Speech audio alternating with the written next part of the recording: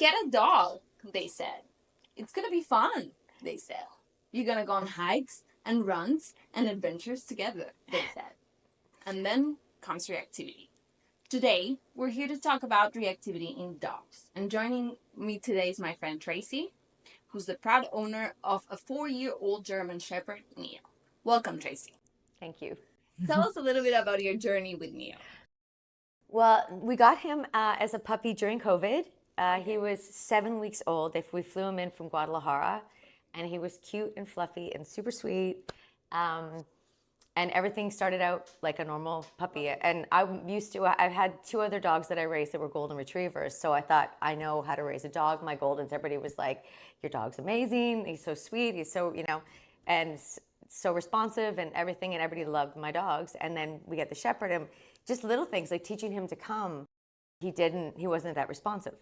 Okay. And then I have a son that's around, at the time, I think he was 6 or 7. He's 7. And, he would run in our apartment at the time, and he would chase him and bite him. Not bite him because he had little teeth, but you know what I mean, go after him. And it became an issue. Right.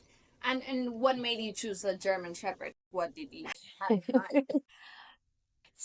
This is a really ridiculous story. So what happened is I always wanted Goldens. I love my Golden. I have an older son, and he wanted a Husky or a Shepherd.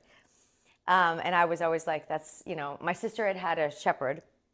And I just found it, I don't know, just a different temperament than my Goldens. And so it was during COVID, I went for a run here. Right. And middle of the day, and there was nobody around. And I was running by myself. And I looked down this trail where I'm running, and I see this guy on a bike. And I'm like, what is he doing? And he's just sitting there watching me run. And as I get closer, I see that his pants are open. Oh, no. And he's watching. Yeah, disgusting. Exactly. And so I'm like, oh my God. And my first thought is, I wish I had a dog with me. And then I was like in panic, and I grabbed a rock. The guy went around the corner, and then he stayed there and watched me as I ran the other way. I went back, and I got back, and I said, okay, we can get a Shepherd. Let's get a Shepherd. Because that was my thought. I'm like, I'm going to have this dog that's going to be protective and scary looking, but be my baby. Okay. So yeah, that makes sense. I mean, yes, that's why. Definitely. I mean, sounds like a right choice to make after an incident like that. Yes. So you started noticing like things that weren't. Well, I was like, it's a different breed. He's going to be a little bit more aggressive, or he's going to be a little different temperament. He's not going to be a golden retriever. Sure. And it was just funny because when he was little, he was just like a little shark, like little but that's how they are, like they're just nothing alarming. No, nothing at all. And then it was just like, as he got older, we just saw him being a little bit more. I just found he wasn't as easy to train as my Goldens. Like the Goldens were like such people pleasers, right? And he just didn't seem to care. He was like so nonchalant about everything, and so that's when we decided to start doing training. Okay, and so you started seeking for training here in Playa del Carmen? Yes. Just for like very basic commands, or? Well, we got Mike. This guy Mike, we had him come over, and we started. At first he said, oh, he's hard to train because he has a low prey drive. That's what he told me. Okay. But I'm like, but he chases my son across the room. Like, I don't think he has a low prey drive. Right. He's just not interested in your little crunchies. Like, right. Yeah. Yeah. So but then he was doing all this stuff inside. All we did was walk and sit and walk and sit. I just didn't feel like we weren't progressing that quickly. And at that point, you haven't had an issue, like a major issue that made you think like, oof, like. No, I just felt like he was, like, I kept thinking, like, is he autistic? Does he have issues? He doesn't listen to me. He's not, he just doesn't seem to be, he knew his name, but he didn't really, it's like he'd look at you and go, and, like, not like a Golden that would go like, oh, what do you want? Yes, I'm right there. Yeah. So it was just different. And when was the first time you had an incident where you said, okay, this is serious? The first time I was on the beach with him in front of the condos that we were living in at the time, and we were sitting, and I had a leash on him, but he was sitting beside me because we were just sitting there, and this guy ran by on the beach, and he was gone. And he went to, like, again, I was like, I don't know if it's a herding instinct where he was trying to stop him from running, or if he was just trying to run with him, but he tried to grab his shorts, and then he grabbed his wrist, and that's where the first incident was. And the security on the beach was like, oh, we saw what your dog did. He's really aggressive. And even the guy was like, hey, no worries, it's fine. But the security were the ones that said, your dog can't do that. And I was like, oh, I know. Like, we won't let him do that anymore. And then you continued working with the same trainer. Yes. Yes. same trainer. But it did, again, he was more like, let's teach him how to walk beside you, commands like stop and walk and, and stay. But it didn't, in a situation that was reactive, we found later, those commands are useless. Oh, for sure. I think once the reactivity kicks in, yeah, it's gone. Which is crazy because my golden could be in a situation where there's dogs fighting, and I would go, like, I'd whistle or I'd say his name, and he would leave. When we were living in Whistler in Canada, there was a bear cub. And he was going to this bear cub, and the bear cub was coming at him. And I'm like, we don't need a bear cub because the mom's going to be close by. I'm like, and immediately, as soon as I called him back, he came. Like, there's not even a question. Whereas if it was my shepherd, he would have fully been in there. Oh, for sure. Like, what is that? Just a totally different. For sure. I think we think like we expect something from a breed. Yes. For example, Buffalo's my Boston Terrier. He was meant to be super friendly, super sociable, super good with children. And then from the moment he was, 5 months old, he was extremely fearful, antisocial almost with dogs. And then that fear turned into aggression. But it was the progression was so slow that I didn't notice until I was like, oh my God, what is happening? And it is fear. Like, that's what I saw what would happen with him is like something scary would happen. And so then the next incident was me, because I had Goldens, I was used to having them off leash. And I was like, oh, I need to take him off leash so he can run and get sticks. And I used to walk him in this field by where we lived. And I do it early in the morning. It was like 7 a.m. I went out there and we're walking in the field and I had him still on the leash. And this guy walked onto the path from the trees with a machete. So he was cleaning some of the bush down, I guess. And Neo just took off. And like I almost lost a fingernail because he saw the guy and he went after him. And then the guy hit him with a machete and split his head open. Well, that's super. So that was like, dangerous. Yeah. And so we had to go get stitches and, all that kind of stuff. And after that, I was like, okay, I'm not going to. And again, I didn't let him off leash at that point, but he had just gone like, it was one of the retractable ones and it pulled so hard that it just went like. Yeah. And I think a lot of, we were talking about it earlier, a lot of people don't talk about the shame and the guilt that comes with it. Right. And as you mentioned, like when I used to have a friendly dog and I would see other dogs like just barking or lunging at other people, I would be like, oh my God, you need to, train your dog. Yeah. And now when it's people telling me, like, unsolicited advice, by the way, like, oh, you should do this, you should watch that. Have you heard of Cesar Milan? It's like, you don't know what the other person has done, right? What the other person is going through, what kind of help have they seek. Oh, 100%. And so people don't give unsolicited advice because, I mean, I know personally you went to a bunch of trainers. Yeah. And sometimes it's just a matter of personality as well. Yeah. My other dogs are super trainable and they're perfect. The exact same trainer. Right. Paphos, for some reason, he's being tougher to train. So I think it's that part as well that has the emotional impact on the owners. Oh, 100%. That you feel responsible. But it's embarrassing too because at home he's wonderful and he's super sweet and he's with our family. And with everybody else, he's like, not everybody else, but certain people, he's just super reactive and in certain situations. And you think like, I should be able to train this dog so I can walk down like, a pedestrian area like Fifth Avenue and have him sit with me at a restaurant, which is why I got him so that I could feel like safe. But I'm more worried about keeping him safe now so that he doesn't react or hurt somebody because he's scared. For sure. Right? So you were living in an apartment, like in a condo. A condo. Yeah. So that might have been like a little bit stressful for him, It really was. Because of the breed. So, but also because there was a lot where we were living, they were doing a lot of construction work. They were like redoing some condos. So there was constantly workers in the building. And I think he thought that building was his space. So whenever they were anywhere in the building, he knew they were there and he could hear them outside or he could hear them downstairs. It stressed him out and he would be, like he'd be barking or he'd throw himself at the patio door. Okay. And when did you kind of made the decision like, okay, this is not going to work. Did you move because you wanted to find something suitable? We moved partly because with COVID, my children, the older kids came back and I thought they were going to stay for a period of time, but then they stayed.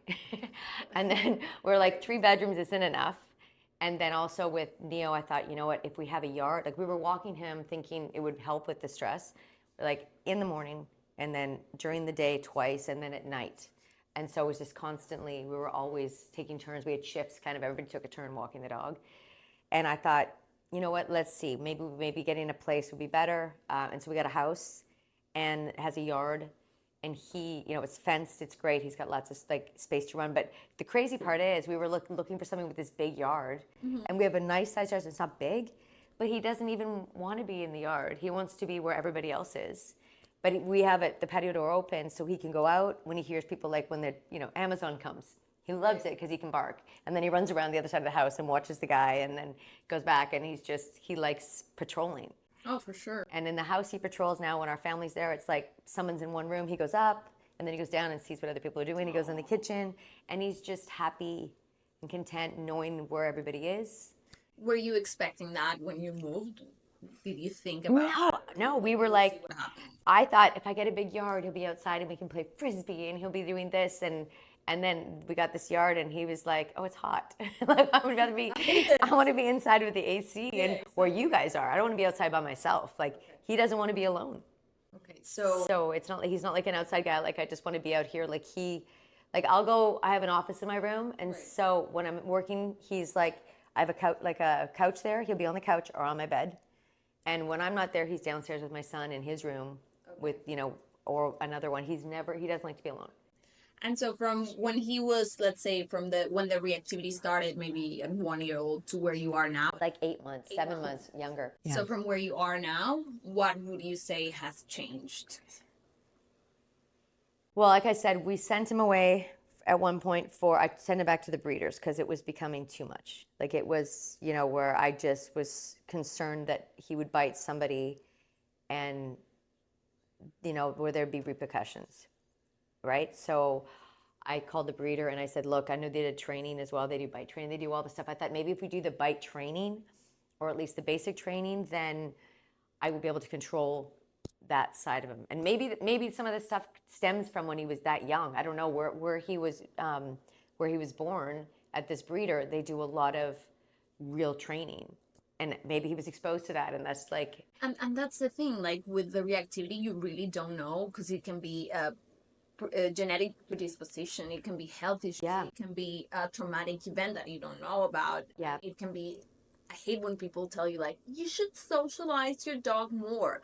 No, people, like that's not true. I mean, it can happen, absolutely. It's well, but for a while we were going to Castillo Canino. They have like a puppy daycare. I did that too. And he was so excited. We'd say it and he would be like, oh, I get to go. And when he first got there, he was like on the side, like for a dog that you think is aggressive, he's on the side, like really nervous, like a little kid in nursery school the first day. And he's like really timid. And it took him a while. You see all the puppy pictures they take every day? And he always looked like the awkward kid in the group, like, oh my goodness. In the corner. Right?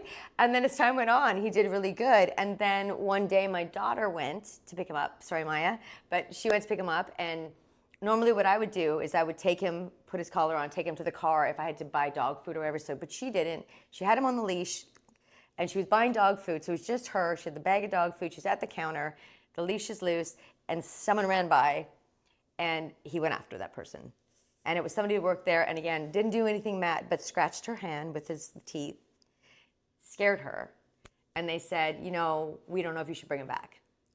And I was like, no, because he loves it there. He loved, like, you mentioned, like, puppy daycare, and he'd be like, like, at the door, right, ready to go. Yeah. And we could take him there, and he would stay 3-4 days while we were away somewhere.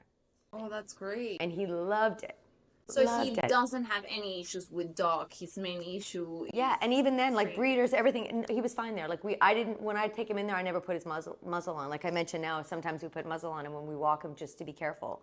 So, yeah. But I never did that there. And so because I didn't want them to think he was scary when we took him. Because he's not scary, he's really nice. No, and that's the thing you wish other people could see. Exactly. Your dog really is. Yeah.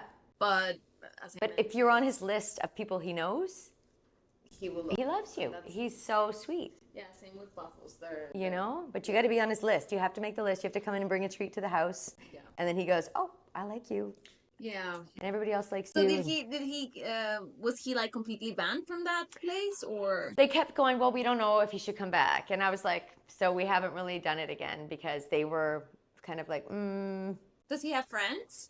Well, my son has a girlfriend, and she has a schnauzer that we inherited. So he's there now, and he's like 13, 14. And when we first brought him in, I was like, she said, can he come live with us? And I was like, well, we can try. Let's just see what happens. And at first, the schnauzer was terrified of him. And then he would toy with him. He'd like put a paw on his back, on the schnauzer's back, just to see what he'd do. And then he'd squabble, like squawk and wah. And now, they sleep butt to butt on their bed or my bed, or when we go away, they're like beside each other. Like the schnauzer follows him. Oh, that's amazing. And they're just super close. Like, and if I, like, the schnauzer can't do the stairs to go up to my room, but when they go away and stuff, I bring him up and he sleeps on my bed, and they both are on my bed. That's good. Yeah. Because, something that I struggle with Buffos is like his lack of, he doesn't have any friends. I mean, he has. Your other dogs? He can't, like, he's. We've tried, and Yeah. I really tried to socialize him as much as I can, and he was never interested. And so now he only has 3 friends. Okay, but They're he's 3. usually very small, older, and very neutral or low energy. Okay. But I wish he would be more social, because his 2 sisters they're extremely social and everybody loves them. Right. So I have to take them on separate walks. But that's kind of, I think you have to find a way to include them in your life and, manage it. Because some experts do say reactivity, it doesn't stop. It's kind of managed, and we learn Right. how to cope with it. I agree with that. And that's the thing that I found hard, because I kept feeling guilty that I couldn't do the things with him that I could with my Goldens. So how would you say you have, because it sounds like you have, control of the situation right now after 4 Right. years. So Yeah. what would you say changed your mindset, your But I living also, situation? the living situation was huge. I have learned, and also my son, who's 25 and a lot bigger than me. Yeah. I think at first the puppy thought me more of the alpha, because I was the one feeding, I was the one walking, I was the one that he stayed with the most. And as time has gone on now, I think he sees Reese now more as the alpha, and Reese can walk him and manage him a lot easier than I can, because him and I are the same weight, like maybe 5 pounds different, right? So, and he's strong. So, and he is super protective of me.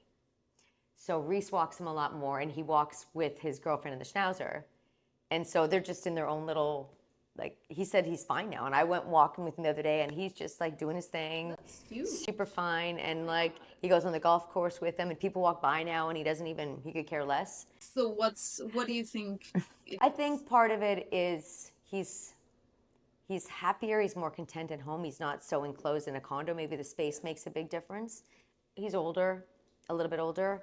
And I think he is, in that way, I think he is a little bit autistic, where he likes his life a set way. Nothing, like, he can walk the same paths. The routine. The routine is huge for him. He likes the routine, which is, I always, like, again, I feel guilty that I can't take him out and go places with him.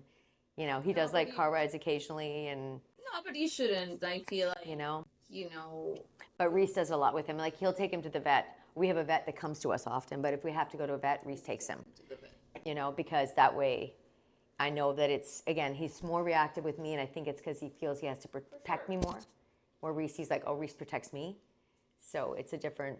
So, I mean, I guess the living situation is important, I guess. Yes. You coping with it, even emotionally, like, accepting that, he's that way. Yes. It's a personality trait. And I'm not pushing his boundaries before. Exactly. I'd be like, well, no, I'm going to take him here. I'm going to go there. I should take him there. And I'd feel guilty when I didn't. And then when I did, it would stress him out.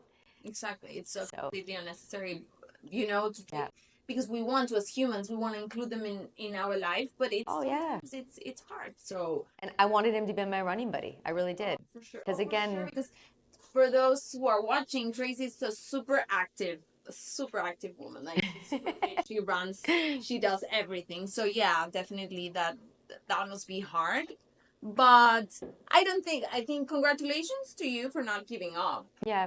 And I think for those of you that are having a reactive dog, dealing with a reactive dog, it's important to manage it. It's important to look for professional help, but don't give up on them because they wouldn't give up on us, and that's for sure. So, Tracy, just to wrap up, would you tell us what message would you send to people that are starting to experience or experiencing a situation like this, especially with large dogs? Because my experience with Pafos being a small breed is different. Right. I can manage it. I can give him air jail time, and that Right. such a large dog. What advice would you give to people from your personal experience? My thing was, again, I felt guilty. Like, I did not want to use a muzzle because I thought I saw dogs with muzzles, and I always thought there must be something wrong with the owners, that they did something wrong, that's why the dog's aggressive. And I've learned I use a muzzle now because it doesn't seem to bother him, and at the end of the day, it keeps him from doing anything or that could at the end hurt him. Like, I don't want him to bite somebody accidentally and then I have to put him down. So I protect him by using the muzzle. I've learned not to feel guilty about not taking him everywhere, even though I want to take him places, because at the end, that's my need, not his. Exactly. And so I try to shift it more in terms of what makes him happy, and not so much like what I think is going to make him happy, but you know what I mean? Like, by what my other dogs like. For sure. And so I'm not comparing him anymore to my golden on a daily basis, because he's not. He's like a whole different person. He's like a human living in a for sure sable shepherd body. And you were talking about it earlier. The thing that I've learned with Paphos from my ethologist is he needs space. Yes. He doesn't want to be friends with every dog. So I learned that was a game changer for me. So I learned to give him space. We don't walk super close from other dogs. Yes. So I started ignoring people, where, right. oh, your dog is going to kill someone. Why is he barking? I don't even listen to it. Right. I used to get into fights. I don't anymore. So that has helped me a lot. Right. So there's definitely hope out there for everyone. After 9 years, I'm super chill now. After 4 years, it's getting better. Well, yeah, exactly. At the end of the day, he loves my family, my entire family. I have like a son, he's 12, is obsessed with this dog. And so it was really tough for me when all this stuff started happening, because it's like we'd see this reactivity bit at home. He could lay on top of him, stick his fingers in all, like his ears, his mouth, and he would be like, a teddy bear. And so to us, he's a teddy bear. And then so it's just kind of bizarre that he reacts so much. So at the end of the day, I don't know, it's just, I stopped caring exactly what other people thought about how I raised him, and just did the best we could, and to keep him happy, because I want to keep him. And he does protect us. Like, nobody will come in our yard. Like, nobody will come near. I can leave everything open. Nobody's coming in my house. He's a working dog, and I have to keep that in mind. He's not like but yet he wants to cuddle in the bed. So he's great, and I just have to know his boundaries and his limits, and not push him too much. That's great. Yeah. So thank you so much for coming. No, it's been great. Thank you. All the best of luck with Mia. Thank you. El día de hoy tenemos un súper invitado, Mateo Saucedo, quien es fundador de la asociación Riviera Rescue aquí en